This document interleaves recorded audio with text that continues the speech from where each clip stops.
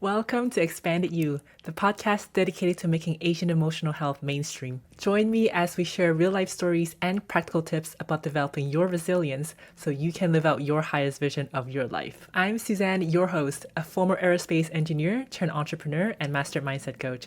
Get ready to meet the expanded version of you.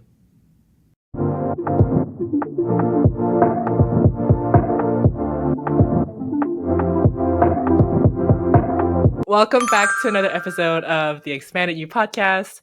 I am bringing Max back after so much of good feedback and her reel going viral on Instagram. It's still going, by the way. Yeah, everybody just loved you, your dynamic, your energy, and you're such a good storyteller. So I really wanted to have you back and to tell us more about your own journey. And today we're going to talk about the mental health in the Asian community, really, and how you, Max, got started into even wanting help about your own mindset and your own emotions. Why did you even get into it? And kind of how it's changed the dynamic between you and your family. Because when I told my own dad that I was doing life coaching, he had no idea such a thing existed. Now he lives in Hong Kong. And it was kind of eye-opening to hear him say that, oh, is this only something in the Western world? Is it only the Western people that talk about the emotions? And I really realized how growing up, like emotions was not even a thing that we talked about. So I wanted to hear your own experience about your own growing up and your family dynamic. So Okay. why don't you start us off with how you even got started?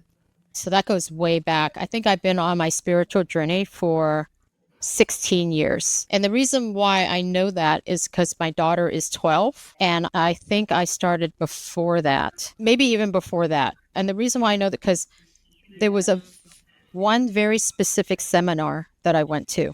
So I went through 8 years of infertility. And that means 8 years trying to become pregnant and failing. And I remember I would do anything. And I'm like, input, output. If I do these things, then these things will happen. And that wasn't working for me. So I went to not a seminar, like fertility retreat. And it was in Austin, Texas. I actually remember this. And I was expecting her to tell me, her name is Randine Lewis, by the way, if anybody wants to look up her book. I was expecting her to give me a list of things that I would do that increases my chances. And instead, what she said was, you have control over your own happiness. I'm like, what? I always thought I had to do or achieve a certain level of success or have a certain amount of money in the bank. I thought you had to do certain things and then you would be happy. So this concept, I may have originally even rejected it. That was a super eye-opening retreat for me. And there was something else that we did. And I had never done any of this before. I did not know what I was getting into. I'm like the typical achievement-oriented Asian person. And there was this thing called NIA, which is neuro something. It's a dance. And you go in there and dance. And literally in the middle of it, I started sobbing. And I didn't know what was going on. Now, in hindsight, I realized what was going on. I had held in so much stress, so much disappointment, so much negative feelings that I felt like I couldn't share, that it was all coming out. So I don't think I knew what to do with all that, but it started my journey of like this one statement that Randine made, which was, you are in control of your own happiness. That kicked it off. Wow. And then what did you do afterwards? What kind of help did you seek for? I started reading books, and somewhere along the way I found Tony Robbins, which is where you and I met. And that was also a huge eye-opener, because when you learn from spiritual leaders like that, you realize that you are not a victim of your circumstances. And in the Tony sessions or retreats, whatever you choose to do, like whether it's a weekend or a week long, they give you a ton of tools, and they give you concepts that are maybe very foreign to you. But if your mind is very open, you walk out understanding one concept, which is, oh, the way I think and the way I feel, what I say has a huge effect on your future. I would say even knowing that, if you grew up a certain way, you're always going to rubber band back to that. So the knowledge itself is not enough. So I've been doing Tony Robbins for a really long time, and for 12 years. My first one was the year Brooklyn was born. And so many, many years, and I still feel like I'm learning something really new every day. So that started my journey. I think I intuitively knew it's not right to be this sad. Mm. I intuitively knew this isn't right. I'm a seeker. So what I realized as I watch people's true personalities, it makes me reflect on my own and realize, like, who am I? I think by nature I'm a seeker. So I'm always looking for why something happens and then learning from that thing. So it's been a really long, painful, but ultimately I think a rewarding Yeah. journey. Still in the middle of it. Yeah, for sure. Yeah. Yeah. You said something that piqued my interest. You said something what the emotions of the words that you use would affect your future. Can you expand on that? Wow, there's so many directions to go with this because this is basically quantum mechanics if you take it from a physical aspect, but I'm not a scientist, so I probably won't talk about that. So, a lot of your emotions come from your ego. A lot of negative emotions come from your ego. So, when I realized I was in control of my own happiness, and if I assumed that was the right thing, like, what am I supposed to do with that information? And one of the things I learned from a lot of spiritual teachers is you have to shift the way you think. And one thing that doesn't work for me is these like super happy meditations that has me repeating a bunch of words that I don't really believe in yet. But I understand why they're there. If you go to YouTube and you look up morning meditation, it'll be like, I'm going to have a great day. Everything is coming my way. Wealth is on its way to me.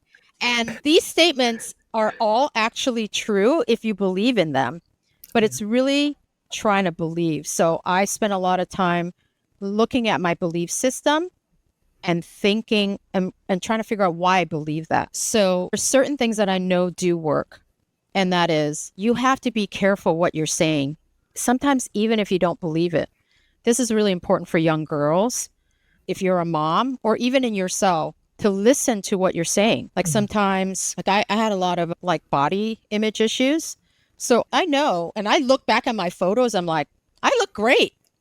But in the moment, I'm like, oh, I'm so chubby. Oh, I'm not as pretty as that girl.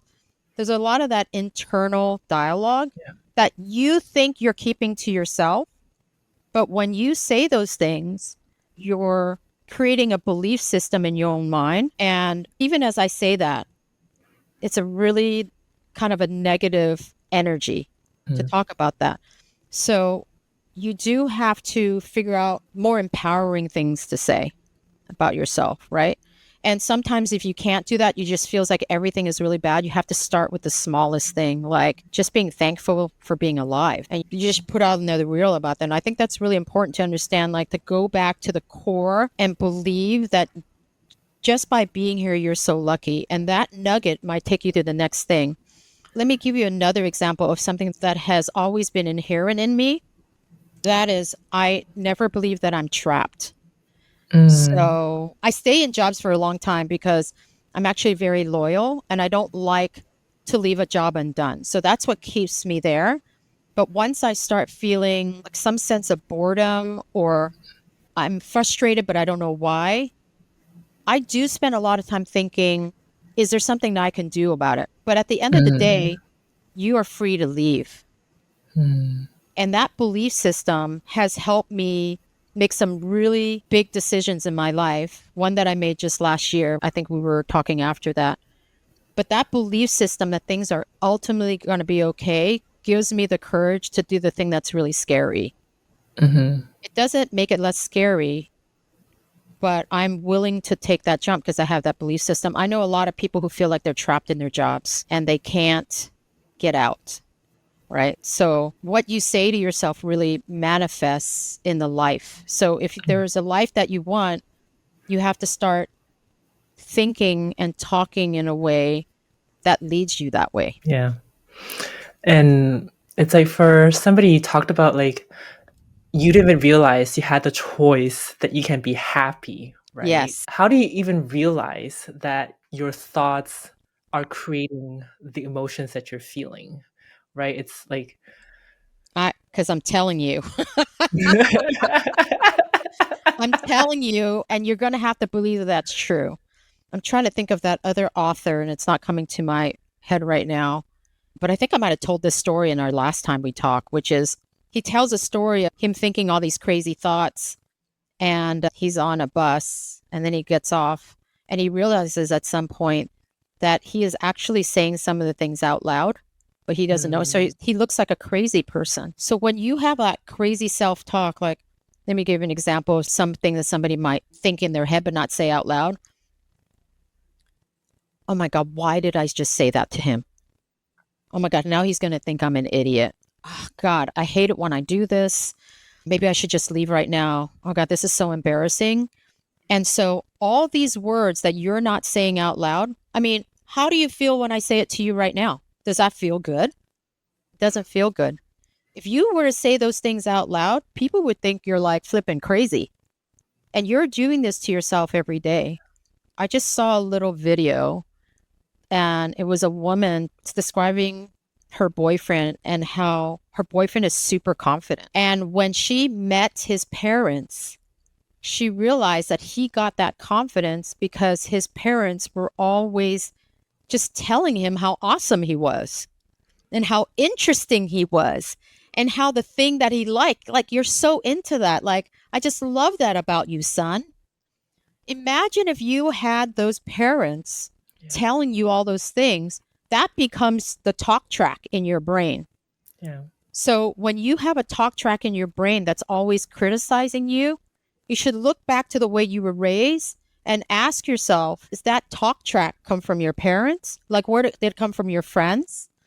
And then you will realize that that thing was placed in your head. You were not born talking crazy like that. So when you know that, then the next thing you think is, well, what can I do to change that? Can I actually erase that talk track and put a new talk track in? And the answer is yes. It's just like a computer. We are hardware, and we've got to replace the bad software with new software. But it is not easy, and it takes like a really true commitment. But that commitment is to, like, first you got to make the decision. Do you want to experience more joy than pain? That is really within your influence. You can't control things that are happening around you, but you can change the way you respond to that and what you think about that. Yeah. You mentioned something about the words that the parents use to their children, right? Because growing up Chinese from Hong Kong, a lot of the things were not said verbally. About there were no compliments. It's like if I got good grades, I brought a good report back home. It was almost like it was expected. There wasn't even any good job, not even anything like I'm proud of you. I remember actually the first time my mentor in the real estate world, he's Indian, he told me like in my face that I'm proud of you. I kid you not, I had tears because I Yeah. never heard those words being said to me. Yeah. And I had to learn to even say these more sentimental, mushy words, say these things out loud because it was not natural for me. It was something Yeah. that I felt awkward with. And just thinking back, had I been able to grow up with those words, like you said, I wouldn't be criticizing me so much or trying to get those achievements or get that report card or get that next promotion raise Yeah. at my work to get some sort of a good feeling from my parents, even though they're not in verbal words, but I know deep down they're proud or they think it's something that they want me to strive for, right? And so what was your growing up like in your own family? Did you receive these words of compliment? And I know you often say these words to Brooklyn. So how did you change that for yourself? So, no, I didn't get any of that. Certainly not from my dad. My mom actually exudes caring. She exudes love and care. So I think I knew it.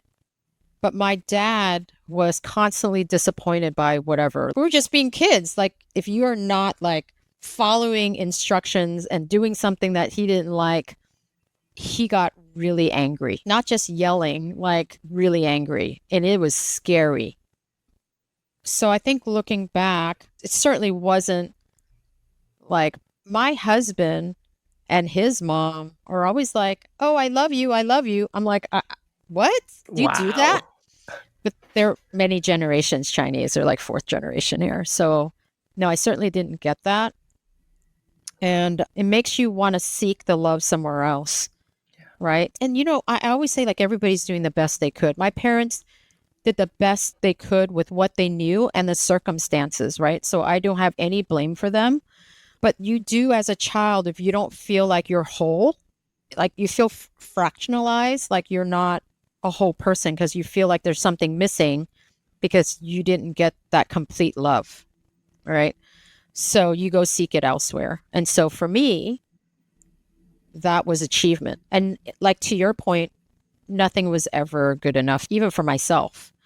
Again, I don't think I was born that way. It's interesting. There's a conflict that I have where I'm actually really grateful for my dad because when he acted that way towards us, I had to build certain skills. And one of those things I probably subconsciously thought was I have to be independent. So to prove to my family, my dad, that I can do it, that actually did propel me. So I'm grateful for that. I guess I will never know if you were raised a different way, would this still come out, Yeah. Absolutely right with that. Our parents only knew what they knew best. They were raised that way also by our grandparents' generation. And so it's not about blaming them. Thinking back for whoever's listening to us, also, it's like the gifts that our parents, the way they raised us, brought you as well to you as an adult. It created, I'm sure, high Yeah. achievers out of Yeah. all of you listening.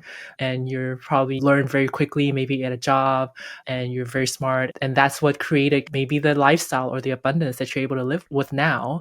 And then I think it's like this whole journey about healing that I learned for myself. It's like finding that part of the emotional part that I was missing, that I didn't know how to connect with Yeah. I inside of think me. I think both of us are probably still going through that journey. Like when you're not used to these like soft, loving feelings and then they come to you, you kind of reject them a little bit because it's such a foreign concept. And I was just telling some of my best friends who've known me for a really long time. And I was joking because I was showing them some Hello Kitty carpet because I love little things like that. And I'm like, oh my God, this Hello Kitty carpet is so cute. And I said, it's very demure, very mindful. And then my friend said to me, do you really think you're demure? And I'm like, I guess I'm not demure. And then she said back, she said, Mags, actually, you can be. You can be. And I think my friends see me for who I really am, which is I've had to put a hard shell on for a really long time. And Mm. now I'm like softened a little bit. But I want to come back to something that you talked about our parents. Our parents did the very best that they could. They really did. And I want to talk about forgiveness because it's such an important part of our journey. And a lot of people who've gone through this journey will talk about the importance of forgiveness.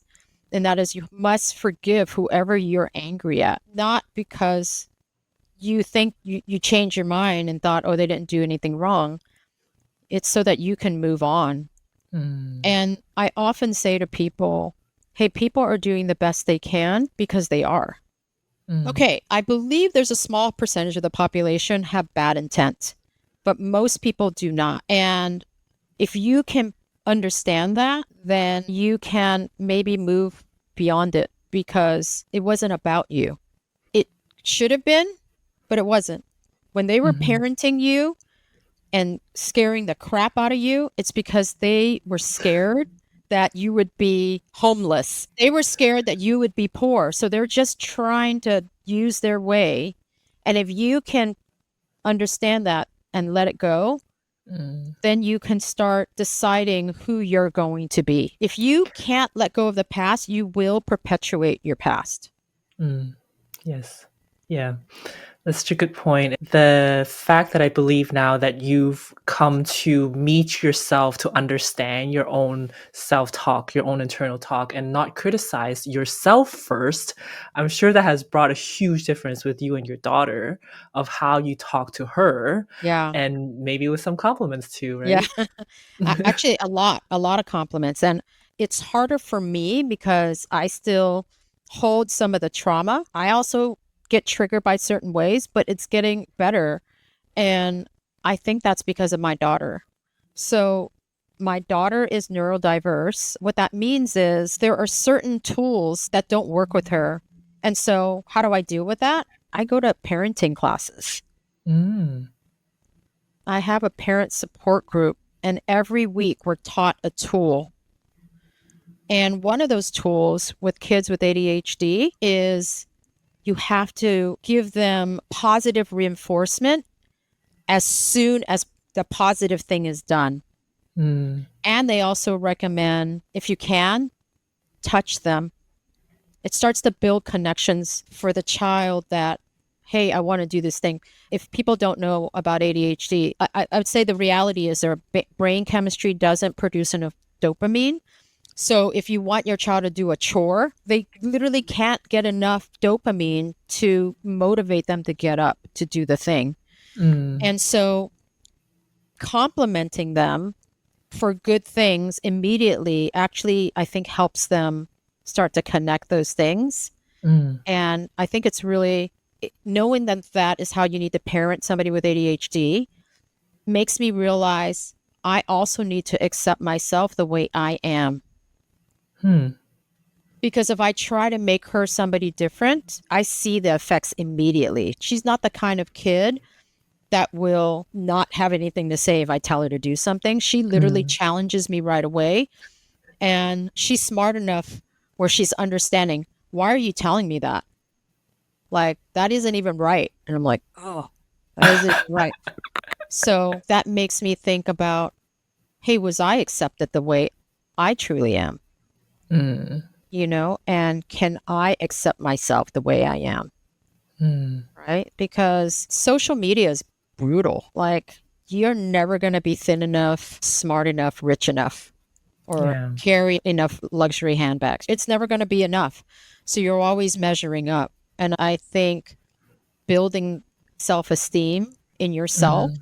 and with me, with my child, that is actually that core skill of standing in your own self-worth, like positive self-worth. It's a lot. It's great. Yeah. Yeah. Yeah. Even anybody who challenges us of our own point of view, maybe your daughter, even friends, that we're not agreeing on something until you're able to accept your own point of view. So the other day I was having a conversation with a friend, and I've been into a lot of the manifestation work and kind of a little bit of woo-woo stuff, the spiritual stuff. And we're just having a conversation, maybe a little heated one. And he started making fun of like, oh, that manifestation things. And then I got offended by it. And I questioned myself, why did I get offended, right? And it was Mm-hmm. because he came in from a point of view of he wasn't judging, he was just saying something funny. But why did I get offended? Because I was judging myself for looking into the woo-woo stuff, for looking into the manifestation stuff. So I did not accept the fact that I was a little woo-woo. And because he said that, that's why it triggered me. And that's why I felt like he was judging me, Yeah. because I was judging myself first, right? And Yeah. so you talked about accepting yourself with people who don't agree with you, and they even say something that maybe even if it was joke, not meant to hurt you, but you took it as something that hurt you because there's a part of you that you don't accept yourself first. Yes, I have another version of this. I'm going to bring up BTS. Like, there's not a conversation Yes, between us if please. I don't bring it up. Okay, so when I first got into BTS, and this was in 2019, I was so excited that I shared it with my close friends. Their reaction was nothing like I thought it would be because I'm so naive. They were making fun of me. They were like, they're so young. Why are you into them? They look like girls. We get a lot of that. They look like they're so feminine. The reaction was so not what I expected that it freaked me out. Mm. And I felt uncomfortable amongst my friend group because BTS became such a big part of my life that I'm like, how can we continue to be friends if this is such a big part of my life and I can't talk to you about it? So Mm. fast forward maybe 3-4 years, I had a conversation with one of my friends, and it was kind of like a misunderstanding. I mean, there's a little bit of like, hey, you should be more sensitive the way you react to people. But also, I was sensitive because I don't like being judged. Had nothing to do with BTS. I just don't like being judged. It's a trigger point for me. And so in my conversation with my friend, she said, Mags, we just love you for who you are. And I was very honest. I said, when you gave that reaction to me, it really bummed me out. And it made her think about whether her reactions were appropriate. But when you fast forward, it's because in that time frame, I have become more accepting of myself and the fact that I have this hobby that I really love. And I don't feel like I need to defend it. And I won't defend it. But what happens is I become more joyful about the thing. And when I talk about it in our group chat now, I don't feel like they're going to judge me because she's already said, just be who you are. And if I laugh at you, it's because that's me. Her personality is to laugh at people. And then you realize, oh, you're not doing it to me. That's just who you are. And I took it so personally. Yeah. You know? So, yeah, a lot of that stuff is really your ego. All those kind of negative feelings. I mean, I see a lot of groups where people say, oh, that person did this to me, that person did this to me, and I refuse to be their friend. A lot of that stuff, you don't need to deal with that drama when you're really actually comfortable in your own skin. Yeah. Yeah. That reminds me of growing up in Hong Kong. They have this thing where we always gather in this family with all my cousins. We're like 13 cousins and then all the uncles and aunts. So we've become like two huge table of almost 20 people gathering for dinners. And I went back recently and I realized, having grown up in the West and having gone back, the conversations were quite different from the point of view that a lot of it was kind of like bickering at each other. If you try to say something of what you did and then the other person would kind of put you down a little bit. And I realized growing up, like I always felt judged when they say those things, but it's almost like the kind of a love language, if that even makes sense, because there's no positive compliments verbally. They kind of use the negative bickering a little bit to kind of like play with each other and create that rapport that way. But growing up, I didn't know that and I felt judged and I kind of shut myself more and more and more. And when you said that, it reminded me of that. And it was like realizing, because I was still young and I was still trying to find my own identity and what I'm about and what I'm truly like. So because when I hear those words of judgment, that's when I felt judged. And it has nothing to do with the other person, really. Yeah. It's because we haven't found the true self internally that we can accept no matter what other people say. Yeah. It reminded me of when you said, like, with your friends now, you can be totally yourself, whether or not they like BTS or not. And it's because you have fully accepted yourself liking BTS. Yeah. And then now you can express that joy with your friends at a different level. And it's funny because you know you've gotten somewhere and you know these are the friends to keep when they start sending you articles about BTS. You don't want to say to them, oh, I already saw that 2 days ago. But the fact that people send me BTS articles, that means they truly support you because they love you. Yeah. And they're a fan of you. The people who make fun of you or try to make you feel bad, it's not about you. Yeah. Don't let that take joy away from you. Don't let it. If you like something, fully embrace it and then find the people who want to fully embrace that with you. Like tomorrow night, I have some friends coming from San Diego and someone who flew in from Brooklyn, and we had gone to a K-pop concert together. We have a group chat and everybody happens to be in town, so we're going to get together. I love that when you have a hobby, you will find other people who love that, and there's so much joy. Sometimes like in these communities, we're like, why do they care what we're doing? We're having so much fun. So we're not going to let that get taken away from us because we finally found something that gives us joy in our life. Even though it seems external, I think really giving yourself the permission to love what you love is also a way of repairing what might have been done in the past. And so when I parent my daughter, I don't want her to have to repair. I mean, she's going to have to repair. I mean, we always joke like, oh, that conversation, she's going to go to a therapist and tell them about the story. But I just want her to grow up understanding that she is who she is And that is where her power and her beauty comes from. It's the things that make her different that are beautiful and will help her contribute to this world. So something about, if you ask an army, why are you into BTS? They will say it's the meaning of their songs. Or they will say, it's because I found a community I really love. Or they'll say, oh my God, when I listen to their music, go to a concert, I feel such community. Or they'll say like, they're super hilarious. And that attracts a certain type of people, right? Just like other bands, they attract other things. So being part of BTS Army actually is very healing.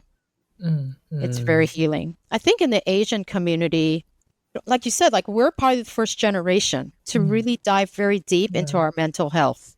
Yeah. And so it's really helpful to see people publicly do that, right? And I think people are starting to share that. Like Suga, for example, talks a lot about his mental health. It's in a lot of his music. And there's also an artist named DPR Ian. He shares very openly about his mental health. And when we see people who are in the public using their popularity and their influence to try to help people understand, like, it's okay to be who you are. And you look at some of these Asian countries and their suicide rates are really high. And their level of depression and anxiety is very high because the expectations are so high. And we're back to where you and I grew up. Expectations put upon us. Some people thrive in those expectations, but there's a bunch of us that do not. And that is very painful for those people to grow up that way. Yeah. How did you accept for yourself that you're a BTS army for you to get to this point?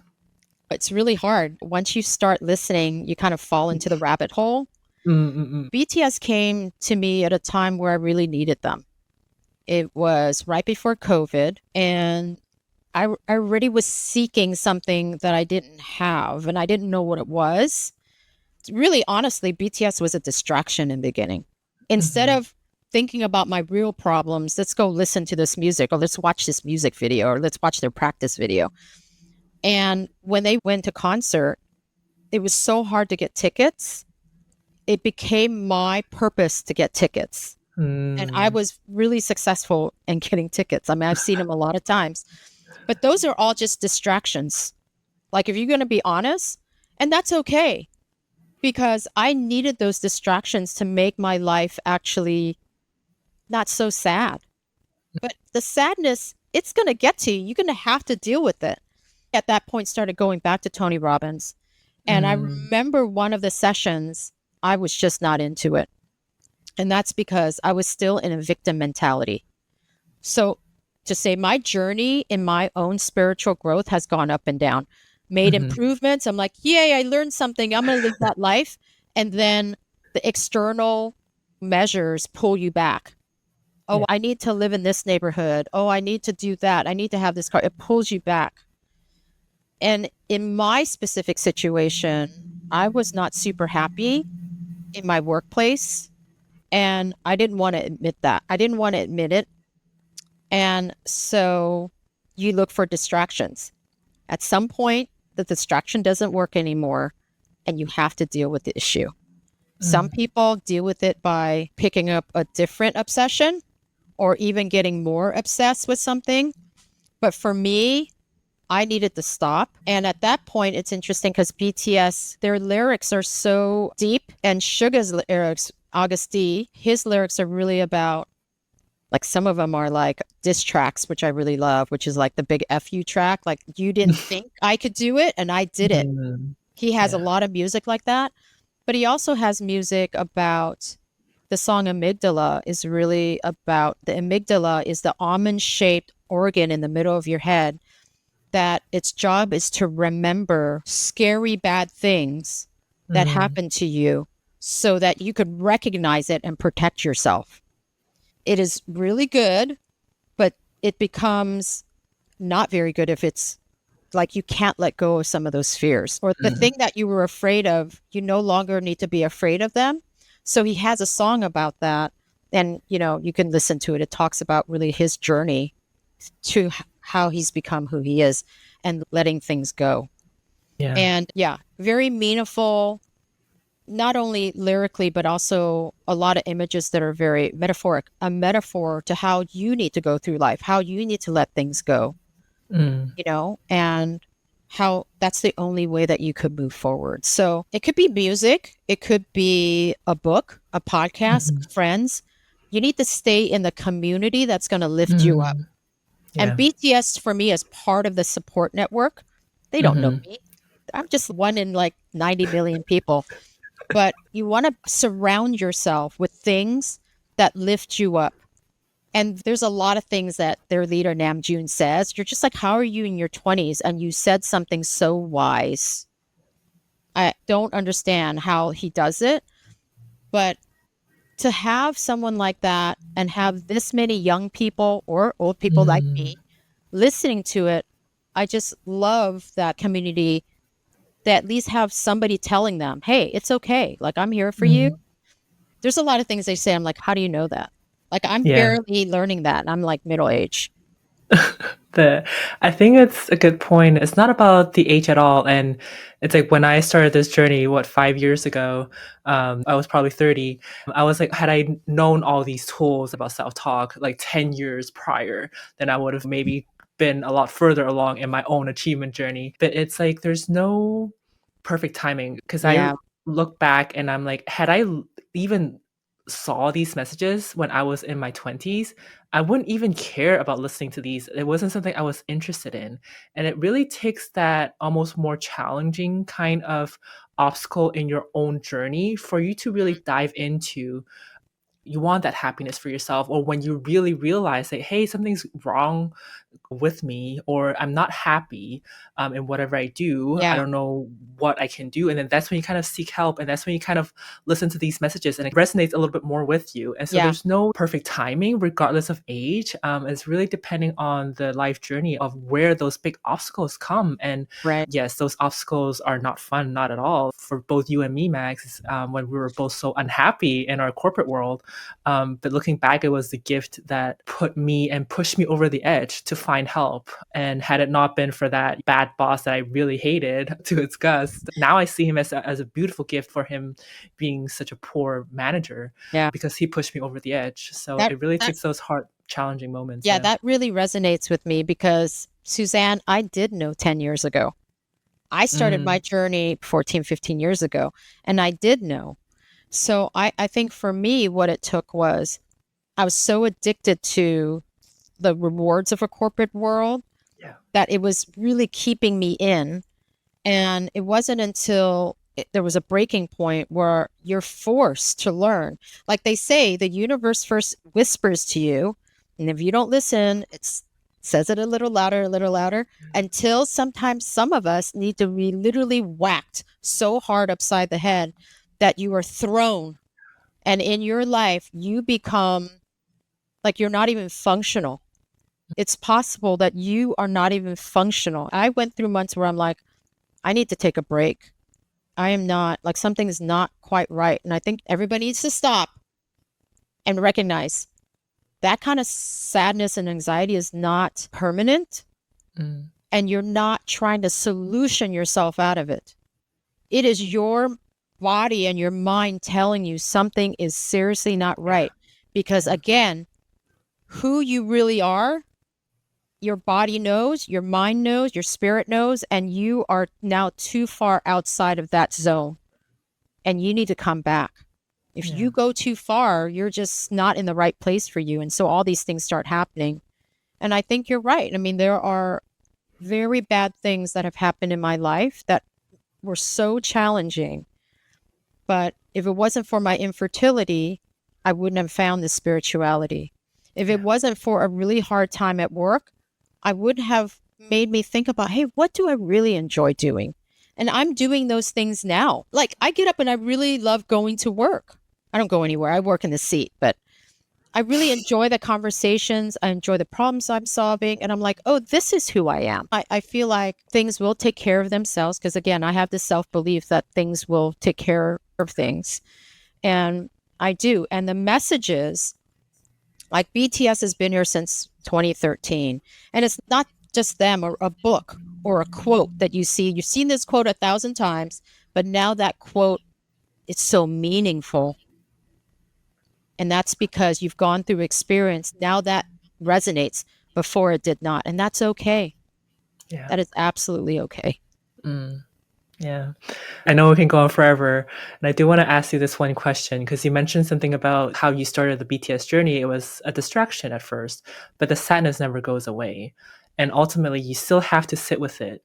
And I hear so many people saying that they don't want to slow down. They have to always keep themselves occupied. They can never sit in silence. They're almost scared to sit with themselves. What would you say to them? Or how did you do that for yourself? That is a belief system. And what I would say is take it up another level, take it at a meta level. Think about, is this the life you want? I mean, just really honestly ask yourself, is this the life you want? If you can be honest about that, then we can kind of talk about the next steps. But let's say that person says, well, I feel like I have to keep going. Is that what you want? Do you want to always be on a treadmill? Do you always want to be at the mercy of this or that? Just be honest with yourself. And it is okay that the honest version of yourself seems completely unrealistic and maybe even irresponsible. But you owe it to yourself to know what you want in life. So for me, I actually love my work, but there's certain environments that don't work for me. And now the next step then is, will you be brave enough to follow what you want? So let's say, for example, and I'm not even sure I want this, like, let's say I just want to be retired and do gardening. I don't even think I want that. But if I want that, I would have to just not work, and that's not realistic. So you got to figure out ways of being a part of society and getting what you want. And so the way I did it was I sat down, I took a long time off that I didn't work, and I really thought about when I'm at work, when I'm the most happy. If you go to any executive coach, they're going to ask you this question. What do you want? Go sit down, have a cup of tea. Don't think about anything. Empty your mind. Flow of consciousness. What do you love? What makes you most happy? I have never sat down and wrote it, but I'm a thinker. I'll sit around and think about, oh my God, I love that conversation I just had. So then your job is, how do you have more of those? If you can continue to do more of what you like, that will eventually lead you to enjoy life more. So I would say to that person, figure out what you want and stop being like a coward. Yeah. And be honest.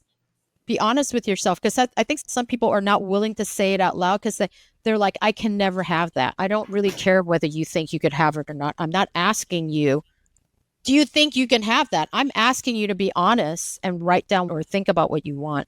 Yeah. And then we can figure out what part of that you can get.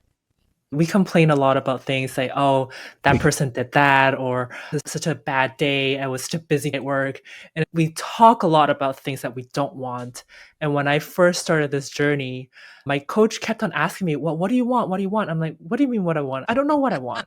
I only know what I don't want. And she kept on asking me, well, if you focus on what you don't want, you're going to get more of what you don't want. That's right. So at a certain point, you really have to just shift your internal talk to, okay, well, what do I really want instead of the things that I'm complaining about? Yeah. And that's huge in me to pivot in my own journey to really getting in more of those things that I do enjoy. And that brings me the happiness, like BTS or any of my spiritual learning that I love to do.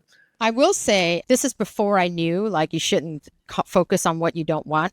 But for those of us who really truly don't know what we want, but have a large list of what you don't want, I will give you a pass and say, then start with that list.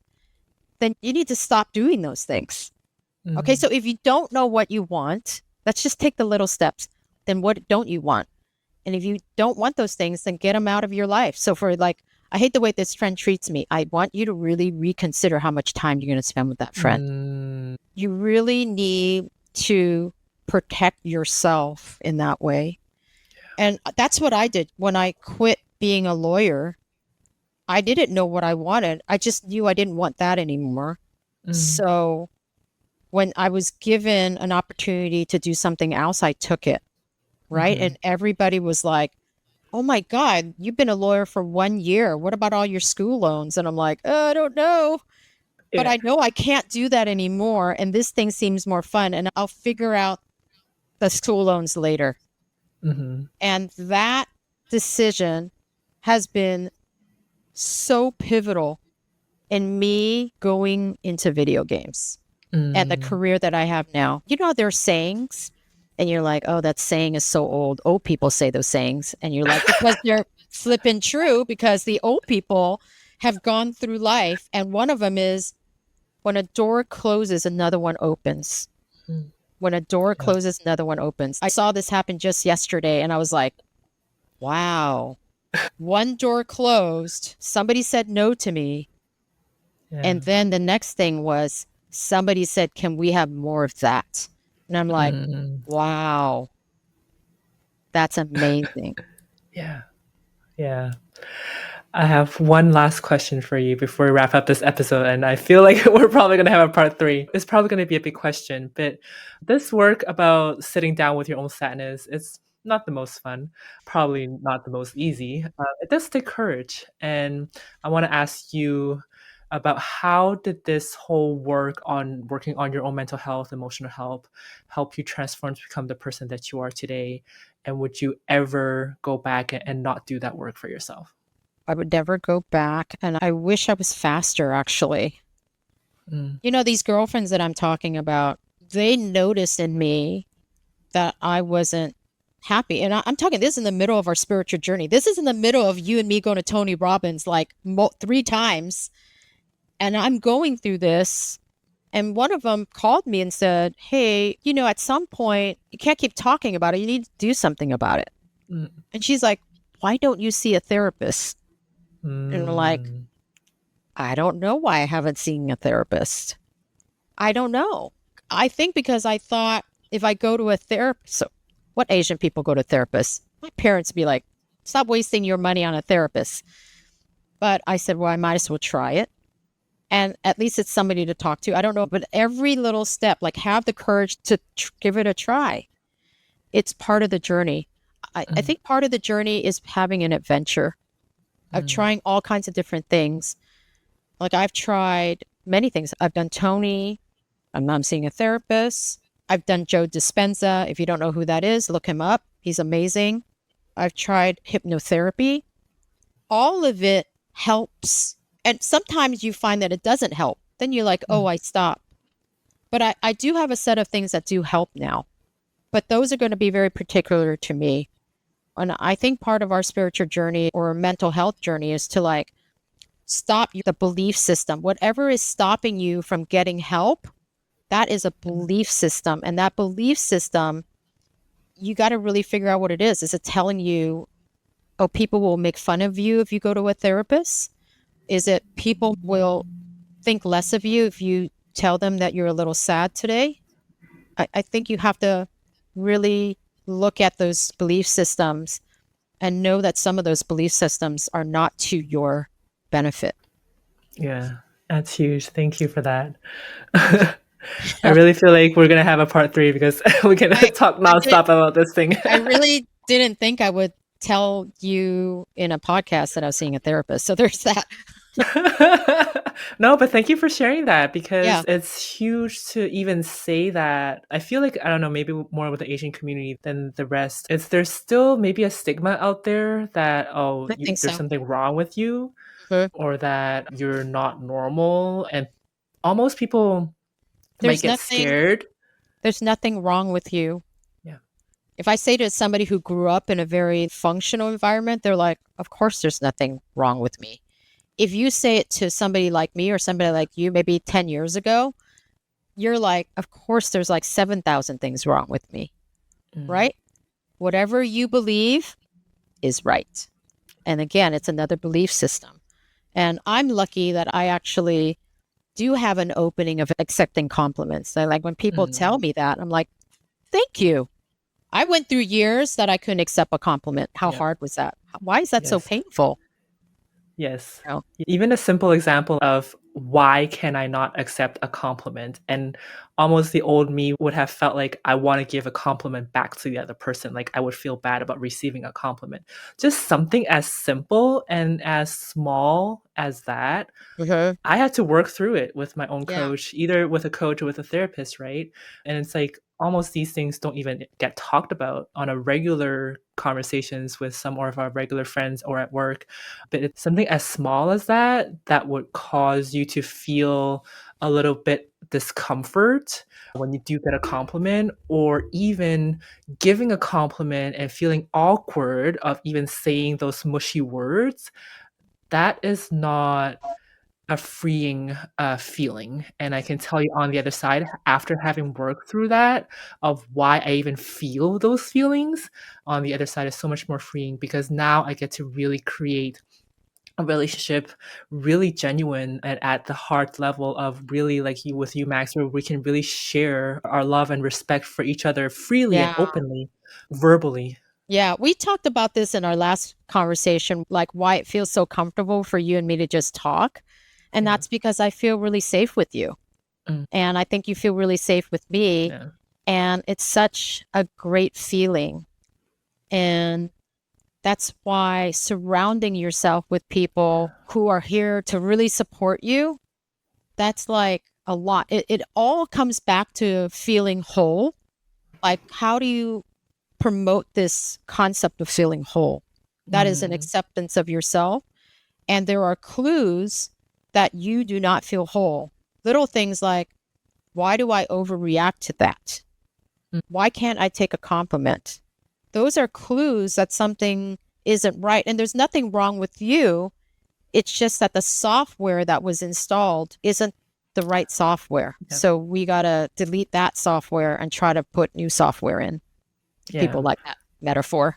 The other Yeah. metaphor I have is like, I was going to use the plant metaphors. You're a cactus, but you're in the wrong environment. You're around the wrong people. You're in the wrong work environment.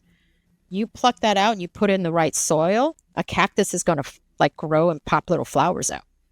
Yeah. You want that. Yeah. That's beautiful. Yeah. Oh my god. Thank you so much, Max, for sharing your wisdom and your words again with us. And I feel like we can talk nonstop about this. If you guys have any questions or anything resonated with you at this episode, really leave us a comment. We always love to hear your feedback. And if you want to hear more and for us to expand on any other subject or anything that you're going through right now that you're having trouble getting rid of, definitely let us know, and then we can definitely help you as much as possible, or talk about that at our next episode because I might invite Max back here. Thank you so much, Max. You're welcome. We'll see you next time. Bye.